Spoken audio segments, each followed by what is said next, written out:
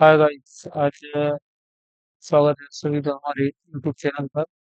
और आप देख सकते हैं जो हमारे पास है रेडमी नोट 13 5G का टच स्क्रीन डाटाबेस है, जो टच नॉट वर्किंग के लिए बहुत सपोर्टेबल है।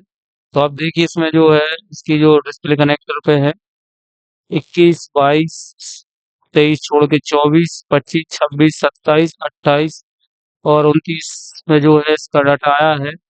और सबसे पहले आपको चेक क्या करना है, आपको सबसे पहले इसमें चेक करना है 1.8 वोल्टेज, जो कि आपका 22 नंबर पिन पे ही आया हुआ है। आप यहाँ इसको यहाँ चेक कर सकते देख पा रहे हैं। इस पे सबसे पहले आपको 1.8 वोल्टेज चेक करना है। उसके बाद इसमें एक वोल्टेज और है, 3.3 वोल्टेज आना चाहिए, जो कि है AVDD वोल्टेज। तो आप इसको डिस्प्ले लगा के चेक कर सकते हैं। तो आप देखिए इसको यहाँ इस रजिस्टर पर चेक कर सकते हैं। और इसमें आपको उसके बाद चेक करना है रीसेट की लाइन। रीसेट की जो लाइन है उस लाइन पे आपको मिनिमम 1.8 वोल्टेज मिलना ही चाहिए। और ये सारी बाकी डाटा की लाइन है। अब देखिए इनको जो है इसको मैं बताता हूँ कहाँ से कंट्रोल हुआ है। देखिए जो कि चार्जिंग आईसी है, चार्जिंग प्लस पावर है, इस पे 3.3 पॉजिटिव वोल्टेज दिया गया है। और बाकी जो दो लाइन है वो सीपीयू से आई हुई है। और ये सारी लाइनें भी जो है आपकी 5 लाइनें डाटा एनवेलप की लाइन है, जो यहाँ एलडीओ को कंट्रोल करने के लिए है। यदि किसी भी कंडीशन में आपको 1.8 वोल्टेज नहीं आता है तो आपको इस पे सिर्फ दो जगह ही वोल्टेज चेक करना है। सबसे पहले तो आप इसका इनेबल चेक कीजिए। इस पे भी जो इनेबल का ए वाला ट्रैक है, आप कर्सर को देख पा रहे हैं, इसमें 1.8 आना चाहिए। सेट चालू होने के बाद जब आपकी डिस्प्ले जल रही होगी तब 1.8 इस पे आएगा। बुझी हुई डिस्प्ले में कभी नहीं आएगा, क्योंकि ये सीपीयू जो है इसको कंट्रोल कर रहा है। और उसके बाद भी यदि आपका 1.8 आ रहा है और फिर आपका 1.8 इससे कनेक्टर पे नहीं आ रहा, तो आप सबसे पहले इसकी BS1 की जो PMI से जो लाइन आई है उस लाइन को आप चेक कर सकते हैं। इसमें भी इसका आपको यहाँ कॉइल पे वोल्टेज चेक कर सकते हैं, इस कैपेसिटर पे। और यदि यहाँ से नहीं आता है तो आप इस कॉइल से सीधा इस जो है कैपेसिटर पर जंपर लगा सकते हैं। तो इसके बाद जो हमारा नेक्स्ट सेक्शन है वो वो है इसका रेडमी नोट 13 5G का ऑन ऑफ स्विच है। वॉल्यूम ऑन ऑफ स्विच और अप डाउन है। तो आप इसको देख सकते हैं जो है इसका जो है सबसे ऊपर सबसे पहले इसका पावर स्विच है। और पावर स्विच पे मिनिमम 1.8 से लेके 3.7 तक वोल्टेज आता है। सैमसंग को छोड़ के सारे मॉडल में वोल्टेज एक जैसा ही आता है। और इसकी जो लाइन है आप देख सकते हैं, इसका टीपी भी दिया है। और ये वॉल्यूम डाउन और वॉल्यूम अप का भी टीपी दिया है। और किसी वजह से यदि यहाँ सप्लाई कट जाए तो आप यहाँ से जंपर कर सकते हो। और इसके बाद मैं बताता हूँ आपको कौन सा लाइन कहाँ मिलेगी। तो आप देख सकते हैं पावर की लाइन है जो यहाँ भी लगाई हुई है। और यदि इसके बाद भी आपका पावर स्विच काम नहीं कर रहा है तो आप देखिए पावर आईसी जो लगी हुई है, ये पता नहीं मॉडल कौन सा है, मैं अभी इसका कंपोनेंट नेम में बताऊंगा कौन सी मॉडल की आईसी लगी हुई है। पर आप देख सकते हैं इस पेन से जो कनेक्ट है। और वॉल्यूम अप की भी जो है पावर से ही निकली है। और इसके साथ वॉल्यूम डाउन है जो हमेशा आपकी जो पावर डाउन है वो पावर डाउन की जो की रहती है वो हमेशा सीपीयू कंट्रोल करता है इसको। तो इसके बाद जो हमारा नेक्स्ट सेक्शन है वो नेटवर्क सेक्शन है। और नेटवर्क सेक्शन जाहिर सी बात है कि इसका जो है वीडियो बहुत लंबा हो जाएगा। पर भी मैं आपको जो कॉमन लाइनें हैं जिनकी वजह से ज़्यादा फॉल्ट आते हैं मैं उनको दिखाने की आपको कोशिश करता हूँ। तो यदि आपके सेट में कोई भी नेटवर्क संबंधित समस्या है तो सबसे पहले आपको कॉमन वोल्टेज कौन कौन से चेक करने हैं। जहाँ भी वेट लिखा होगा वहाँ आपको 3.7 जितना बैटरी में वोल्टेज है उस हिसाब से यहाँ वोल्टेज आना चाहिए। सबसे पहले वन सेट डेढ़ सेट में भी आना चाहिए। उसके बाद आपका 1.8 आईसी को एनेबल करने के लिए आता है। तो ये वोल्टेज आपको कंपलसरी है। और इसके बाद आप जाएंगे तो इसका जो मेन नेटवर्क आईसी है इसमें आपको कॉमन से वोल्टेज हैं 0.9 का वोल्टेज है, ये वोल्टेज आपको इस कैपेसिटर में आना चाहिए। और Vref PMU का 1.8 वोल्टेज आपको यहाँ मिलना चाहिए। और VA 1.2 वोल्टेज जो है PMU का वोल्टेज आपको यहाँ पर मिलना चाहिए। और 1.8 बी रिफ्रेश के लिए भी वोल्टेज बनाया गया है। और PMIRF क्लॉक जो है इस पे भी आपको वोल्टेज मिलेगा। और इसके बाद जो है, यदि आपके वोल्टेज मिसिंग है तो सबसे पहले आप इसकी जो BPA की कॉइल है इसको चेक कीजिए, क्योंकि इसके ये खराब हो जाने से आपके मोबाइल के भी नेटवर्क चले जाते हैं। और आप यहाँ देख सकते हैं, जो मैं लाइनों को बताता हूँ क्लियर क्लियर, जो आप इन लाइनों को एक बार देखिए कौन सी लाइन कहाँ गई है, विवेट है। तो देखिए ये सारी लाइनें जो है इसकी APT IC लगी हुई है। और ये आपका 5G का PFO है, ये 5G का PFO लगाया गया है यहाँ। 5G का जो है, जिसको PFO बोलते हैं, 5G का है। ये 4G का लगा हुआ है। और इसमें सारों में वोल्टेज कॉमन है, आप देख सकते हैं इसमें जो वोल्टेज है वो बिल्कुल कॉमन वोल्टेज हैं। ये सारे वोल्टेज जो है सीधे ये आपका क्लॉक के लिए है, फ्रिक्वेंसी के लिए ये लगाया गया क्रिस्टल वहाँ है, आप देख सकते हैं इसको। ये बहुत बड़ा सेक्शन है, नेटवर्क 5G में बहुत बड़ा सेक्शन कर दिया है कंपनी ने, तो उसको आपको समझना ही पड़ेगा। मैं लाइन ही बता सकता हूँ, थोड़ा बहुत समझा सकता हूँ, पर इसका जो है सेक्शन बहुत बड़ा है। कभी इसको डिटेल में बात करेंगे, बहुत लंबा वीडियो हो जाएगा नहीं तो। अच्छा, इसके बाद जो हमारा पास सेक्शन आता है वो रेडमी का नोट नोट 13 5G में जो है आता है माइक और एयर स्पीकर। तो आप इस देख सकते हैं, आपकी सबसे पहले जो माइक की मेन लाइन है वो देखो, इसमें जो है लाइन कहाँ जा रही है आप देखिए, ए लाइन आके सीधी पावर में आ गई। और इसके बाद ए वाली लाइन सीधी आके जो है इस इस IC को लगाया गया है। ये साउंड IC लगाई हुई है फिल्टर के लिए। ये साउंड IC है, जो मेन IC है, इसकी वजह से आपका साउंड नहीं चलेगा। और किसी वजह से यदि इससे सेट डेड हो जाए तो आप इसको उठा सकते हैं और उठा के सेट चालू कर सकते हैं, इसके के बगैर सेट चालू हो जाता है। और यदि इससे ये वर्क नहीं कर रही तो सबसे पहले आपको इसका जो है BPH पावर जो 3.7 से 4.2 वोल्टेज होना चाहिए। ये आपको सबसे पहले वोल्टेज चेक करना, और यदि यहाँ वोल्टेज आ रहा है और यहाँ नहीं आ रहा तो आप कॉइल को चेंज करके देख सकते हैं। और देख सकते हैं आप एयर स्पीकर आई की जो लाइन है वो इस प्रकार से चल रही है। और BPH पावर वही है, BPH पावर चार्जिंग IC के बाद से जो सीधा है वो, ये देखो ये चार्जिंग IC लगी हुई है, इसके बाद से आया है। और ये सेकेंडरी कॉइल के बाद ही आता है। और इसकी जो लाइन है, सीरियल डेटा और सीरियल क्लॉक जो है CPU से आया हुआ है। आप देख सकते हैं ये CPU, जौन सा भी CPU लगा हो, मीडियाटेक का कोई CPU है, तो आप देख सकते हैं इसमें। और ये इसका जो है रिंगर वाला जो स्पीकर होता है, जो अपन एयर एयर स्पीकर जिसको बोलते हैं, उसकी लाइन है, उसके लिए यहाँ से कंट्रोल किया हुआ है। और इसके साथ ये यहाँ माइक लगाया गया है जो गूगल के लिए काम करता है। और इसके बाद आप इन लाइनों को अच्छे से देखेंगे तो ये जाके पावर में जाएंगी और कहीं नहीं। ये स्पीकर में गई हुई है, और दूसरी साइड आप आओगे तो ये पावर से आई हुई है, साउंड IC से इसको कंट्रोल किया हुआ है। देखिए लाइनें जो हैं, देखिए ये सारी पावर से इसको कंट्रोल किया गया है।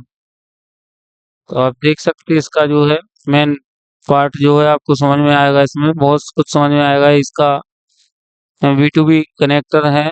और इसके बाद हमारे पास नोट 13 5G का LCD डायग्राम है। LCD डायग्राम बोले तो ग्राफिक्स डायग्राम है इसका। तो आप देख सकते हैं इसमें MIPI और डाटा की बहुत सारी लाइनें जो है वो दी गई हैं। और यहाँ इस पे बैकअप कॉइल भी नहीं लगाई गई है।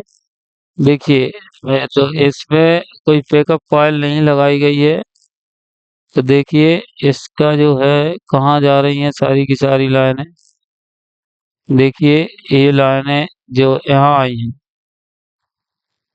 देखिए इन्होंने ग्राफिक्स बनाने के लिए ये IC का इस्तेमाल किया है, जो कि बैकअप कॉइलों के ना लगाने के बाद इसको जो है ये अलग से आईसी लगाई हुई है, और अलग से आईसी लगाई हुई है तो उसको कंट्रोल करने के लिए आप देख सकते हैं सारी लाइनें हैं, ये सारी लाइनें हैं जो यहाँ से भी जा रही हैं और यहाँ से भी जा रही हैं, और ये सीपीयू से इसको कंट्रोल किया है।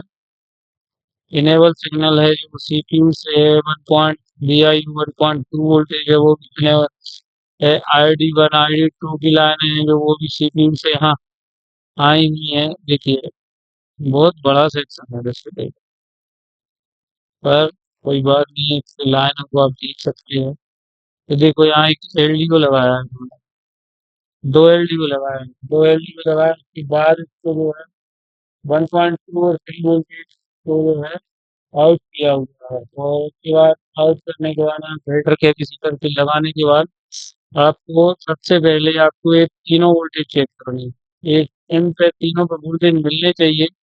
तो एक एक तो है आपका 1.8, दूसरा है आपका 3.0 और एक 1.2, जिसका वोल्टेज का नाम है VIC, VCI, VVDD और VIU 1.8। तो सबसे पहले आपको कंपल्सरी तीनों वोल्टेज मिलने चाहिए। यदि आपकी डिस्प्ले नहीं आती है इस कंडीशन में आप इसको चेक करेंगे।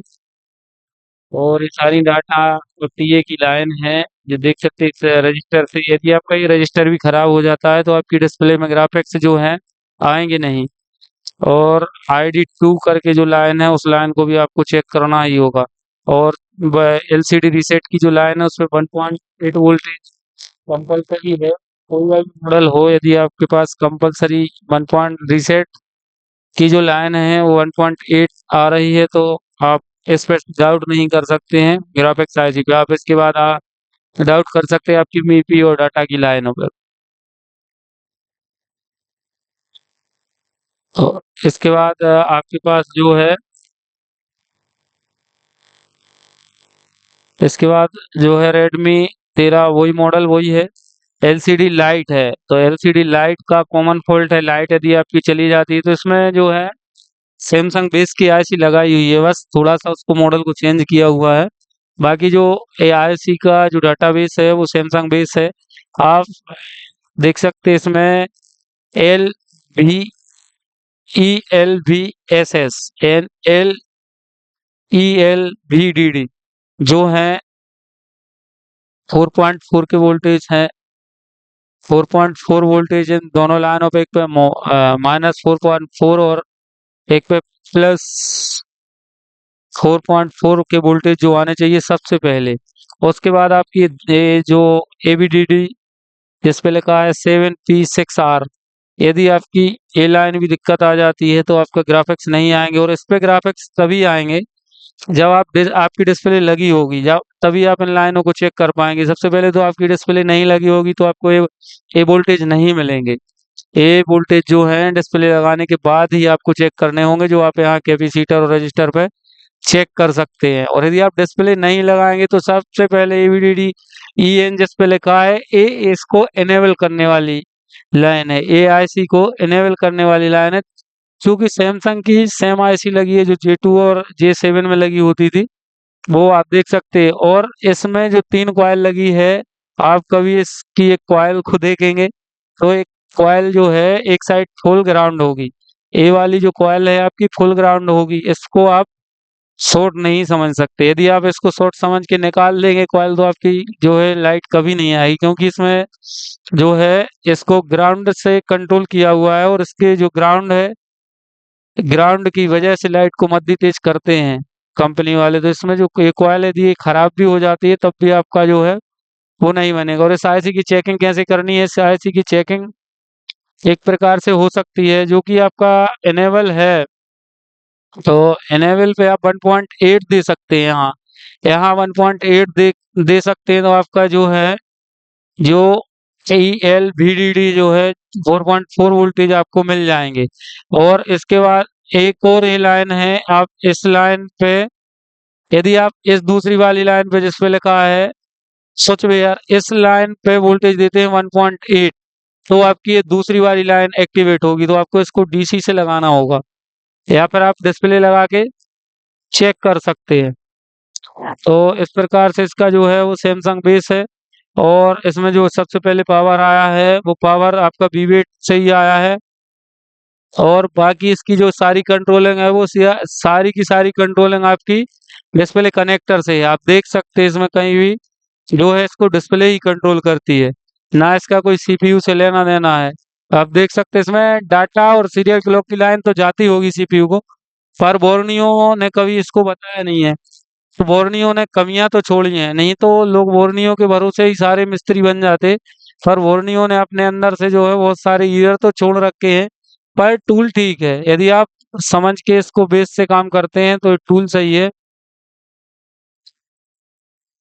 इसके बाद जो हमारे पास नेक्स्ट सेक्शन है वो है इसमें कंपोनेंट नाम। तो आप कैसे समझेंगे कौन सा कंपोनेंट क्या है? तो आप इसका जो है कंपोनेंट देख सकते हैं, आईसी स्विचिंग के लिए आईसी का यूज किया गया है, एलसीडी मीपीआई स्विचिंग, मतलब एक एलसीडी ग्राफिक्स बेस आईसी लगी हुई है। यदि आपके ग्राफिक्स में दिक्कत आ रही है तो सबसे पहले आप इस आईसी को रिवाल कर सकते हैं। जो आप देख सकते हैं इसकी लोकेशन है एलसीडी मीपीआई स्विच, इसमें लिखा है इसका मॉडल है 6382W एन, इसका वर्जन है 2341A। और इसके बाद इसका जो चार्जर आईसी को इस्तेमाल किया है, इसका चार्जिंग आईसी है MT6360UP, इसका सीरियल है 2331। तो आप देख सकते हैं इसकी चार्जिंग आईसी है। ये आपके ऑन ऑफ स्विच हैं। ये आपका जो इसमें हार्ड डिस्क लगाया गया है वो स्टोरेज है H9TQ। और ये चिपसेट MT6368 सीपीयू लगाया, 6833, सॉरी 6833 इसका सीपीयू लगाया गया है। और वाईफाई आईसी जो है आपकी मीडियाटेक की वाईफाई आईसी लगी हुई है इसमें। और अ, हमने जो कि बताया था पीए, ये 5G का पीए लगाया गया है। और ये देख सकते P31M एक इसमें सारे डुप्लेक्सरों को इकट्ठा करके इसको जो पीए बना दिया गया है। तो एक्स्ट्रा पीए है, नहीं तो आप कंफ्यूजन में रहें कि सारी एक जैसे दिखने वाले, पर ये 5G का पीएफ है और ये 4G का पीएफ है। और ये सारा डुप्लेक्सर आईसी को इकट्ठा करके, मतलब छोटे छोटे कंपोनेंट को इकट्ठा करके इसमें फिल्टर लगाए गए हैं, ये फिल्टर का काम करता है। ये सिम कार्ड है। ये चार्जिंग के लिए ये फास्ट चार्जिंग आईसी का इस्तेमाल किया गया है, ये फास्ट चार्जिंग आईसी को लगाया गया है। और इसका जो पावर है 6308 MP, ये पावर आईसी लगाया गया है इसमें। चूंकि 3 पावर आईसी होनी चाहिए, मैं देखता हूँ नीचे इसमें 3 पावर आईसी का इस्तेमाल किया हो। एक पावर ए लगाई गई है, दूसरी पावर चार्जिंग प्लस पावर ए लगी हुई है, और इसका जो तीसरी पावर है ये इसका मेन पावर लगाया गया है। ये इसका मेन पावर है, इसका नंबर है मीडिया टेक का है 6365। ये इसका मेन पावर है। और ये इसका चार्जिंग स्विचिंग सर्किट है, इसमें चार्जिंग स्विचिंग होती है, इसमें ये आईसी लगाई गई है। तो इसका मॉडल है MT6115 MP। कभी इस पे कौन सी आईसी किस में लग जाती, कभी इस पे अपन बात करेंगे, पर अभी वीडियो लंबा हो जाएगा तो इसलिए इसको छोड़ रहे हैं। और इसके बाद हमारे पास है जो है चार्जिंग डाटाबेस। तो मॉडल वही है आपका Redmi Note 13 5G। और इसका चार्जिंग बेस आप देख सकते हैं। सबसे पहले आपको जो है यहाँ के इस टीपी पे 5 वोल्टेज चेक कर लेना है। उसके बाद इसकी जो लाइन है वो देखते हैं इसमें क्या लगाया गया है कंपनी द्वारा। तो आप देख सकते हैं यहाँ एक जो जेनर कहलाता था, पहले जेनर कहलाता था, वो लगाया गया है। इसमें और कुछ नहीं है, ये सिर्फ जेनर है। ये इसकी जो है लेग ग्राउंड होगी। और बाकी आप देख सकते हैं यदि आपका ये खराब हो जाता है तो आप इसमें यहाँ से लेके इस कैपेसिटर से लेके इस कैपेसिटर तक आप जम्पर लगा सकते हैं। और इसमें फास्ट चार्जिंग स्विचिंग आईसी लगाई गई है जो कि फास्ट चार्जिंग का काम करती है। देखिए इसमें जो है आप एक फास्ट चार्जिंग का आपका यदि ये आईसी हो जाती है तो आपका फास्ट चार्जिंग भी नहीं करेगा और सेट डेड भी हो जाता है इसकी वजह से। तो आप देख सकते हैं इसको जो पूरा कंट्रोल है ये फास्ट चार्जिंग से आके सीधा इसको बैटरी पे दे दिया गया है। आप देख सकते हैं वीवेट में आया है। और इसके साथ ही आपकी जो आती है इसकी थर्मल और आईडी की लाइनें आती हैं, तो उसमें देखिए आप रजिस्टर लगाए गए हैं। और इसके जो रजिस्टर हैं वो अब लाइन को डीएमडीपी भी इसमें बहुत महत्वपूर्ण चीज है। तो डीएमडीपी के जो टीपी हैं वो इस प्रकार हैं।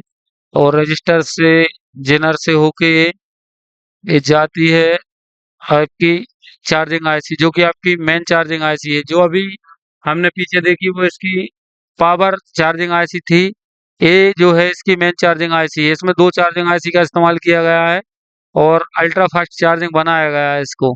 तो आप देख सकते हैं ये लाइन को है वो वीवेट में जा तो रही है, पर वो वीवेट में तभी जा रही है तब इसको जो पावर स्विचिंग जो है, यहाँ यदि इस लाइन से आपका ये कट जाता है तो चार्जिंग तो करेगा, पर स्लो चार्जिंग करेगा और हो सकता है ना भी करे, क्योंकि इसे इससे स्विच होता है, ये स्विच करने के लिए लगाया गया है। तो इस प्रकार से जो हमारा था इसका जो चार्जिंग डाटा था। और ऐसे ही वीडियो देखने के लिए आप हमारे चैनल को सब्सक्राइब कीजिए एंड शेयर कीजिए। बैटरी आईडी की जो लाइन है उस लाइन को मैं फिर से एक बार दिखाना चाहता हूँ। ये बैटरी आईडी की लाइन है बैटरी टेम्परेचर के लिए। तो यूं ही वीडियो देखने के लिए हमारे चैनल को सब्सक्राइब कीजिए।